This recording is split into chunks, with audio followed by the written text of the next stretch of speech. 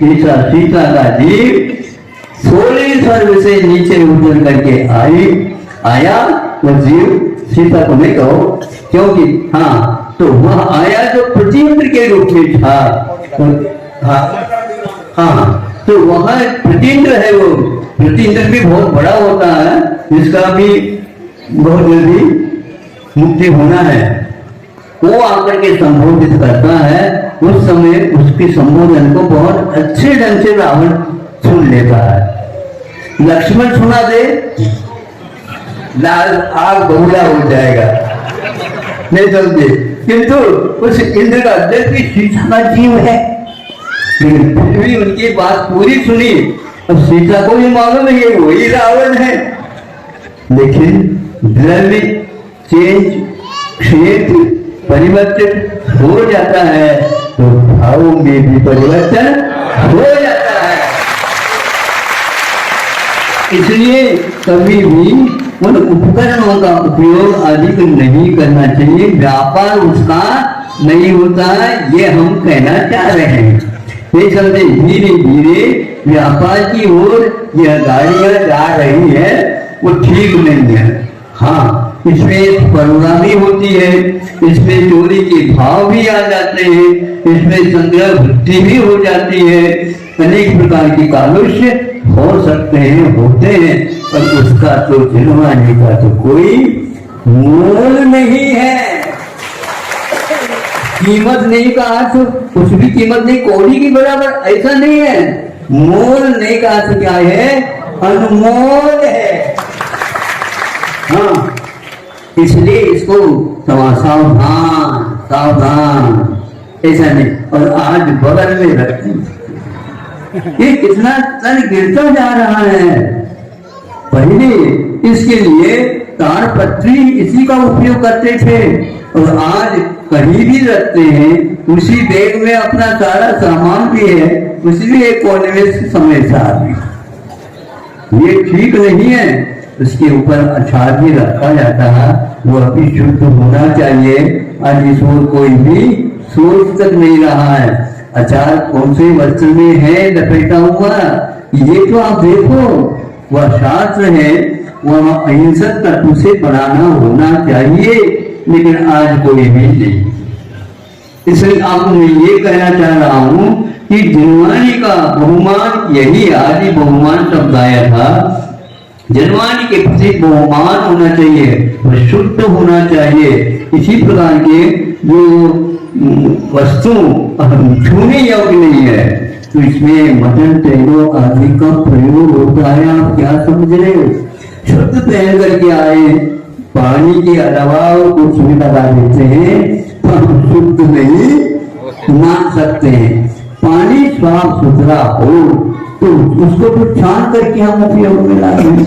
इसलिए सोचना है आपको, और पानी पीना है तो जलगालन जिसको बोलते हैं, उसके बिना कैसे? हाँ, उसको तो हम करते हैं, लेकिन करने के उपरांत वह वस्त्र कौन सा है ये देख लो। उस वस्त्र के द्वारा जल गालित हो जाएगा, तो वह उसका दोष उसके साथ होगा। एक पाक्षिक श्रावक के बारे में उद्बोधन हो रहा है, चरस का पानी न पीजिए। चरस का पानी अष्टपाउल में आता है, टीका में आता है, चरस का पानी न पीजिए। क्यों?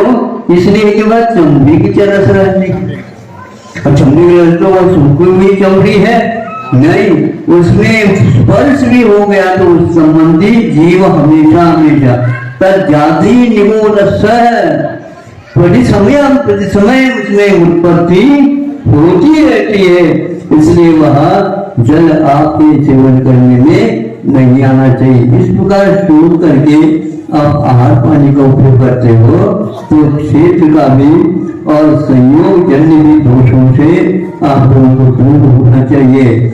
इतना ही नहीं, भगवान के ऊपर अभिषेक कर लिया तो प्रक्षालन होता है। किस कपड़े से होता और भी बिल्कुल लेकर के आए नया नया वस्त्र और धूल आकर के कितने भी धूल हो, उस मटन तेलो लगाना जिसमें उसमें महीनों तक वह उत्पन्न होता ही रहेगा, इसमें कोई संदेह नहीं। और भी कई दोष उसमें लगते हैं। आप लोगों को सम्यक दर्शन का अर्थ ऐसा नहीं समझना चाहिए। हाँ ये ठीक है, अन्यत्र इस प्रकार थोड़ी होता तो नहीं, सुन तो सकते हैं, लेकिन उसको यदि रखना चाहिए सुरक्षा की दृष्टि से नहीं, शुद्धा शुद्धि का विवेक रखना चाहिए, ऐसा जैनाचार्य ने कहा। उपकरणों का व्यवसायीकरण होना ठीक नहीं है। दूसरा, जब वह सम्यक दर्शन होना तो हो गया, उनका संबोधन हो गया जीव का, किंतु होने के उपरांत उस समय आंखें खुल जाती थी। क्या खुल जाती? रावण सोचता इन लोगों ने मेरे लिए हित की बातें बहुत बताई, लेकिन मैं अभिमान ऐसा था कि मेरे पर से भी ऊंचा हो गया था, सुना ही नहीं किसी का। मैं सब जानता हूँ, तुम लोगों को एक भी नीचे नहीं आती होगी।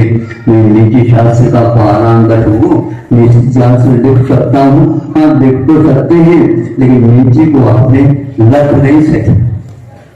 लिखना और लखना अलग वस्तु होती है। तो कहता है कि मेरी गलती हो गई, उस समय नहीं समझ सका और आज ये नरकों में आया। उसको बांध करके ऊपर विमान के साथ ले जाने का प्रयत्न किया गया और सीता जी ने, किंतु वह मुंह की जगह बिगड़ करके नीचे पारा तुमने मतलब एक कण हो गया, लेकिन वहां उधर नहीं। 2-3 बार जब किया, उस समय रावण कहता है सीता के जीव को, अभी छोड़ दो, इसकी शुद्धि इस समय नहीं होगी, इसकी शुद्धि के लिए हमें भरतखंड को पुनः देखना पड़ेगा, उसके बिना नहीं। ऐसे यह प्रदेश देश की अपेक्षा नरकों में यह शुद्धि नहीं हो सकती, और शुद्धि का कोई साधन भी नहीं है। वह वैतरणी नदी तो बेटी है, लेकिन वह विषाक्त है। जीव जंतुओं से भरा हुआ रहता है, तो कभी भी शांति के लिए कार्य नहीं होता। अब आप ही देख लो रावण की दशा आदि की, इसको पढ़ करके अपने आप ही मस्तिष्क जो माथा काम करने लग जाता है।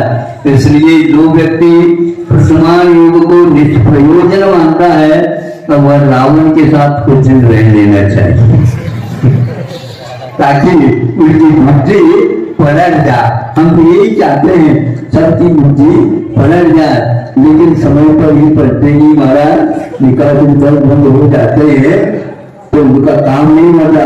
ऐसे ही स्वाध्यायशील बंधु है जो केवल कुंद साहित्य के अलावा कोई अध्यात्म है ही नहीं, ऐसे मानने वाले हैं। शेष 3 अवयवों को अपना कोई साधन नहीं मानते। ऐसा हम निकांतित कर्म का उदय धर्मत्व की द्वारा कषाय से भरे हुए हैं। ऐसे व्यक्तियों के द्वारा जो कोई भी सूत्र मिला तो उसको सूत्र नहीं कहिए, उसके माध्यम से सम्यक दर्शन की प्राप्ति नहीं होती है। ऐसे आचार्यों का कथन को हमें हमेशा बहुमान की दृष्टि से देखना चाहिए। अहिंसा परमो धर्म।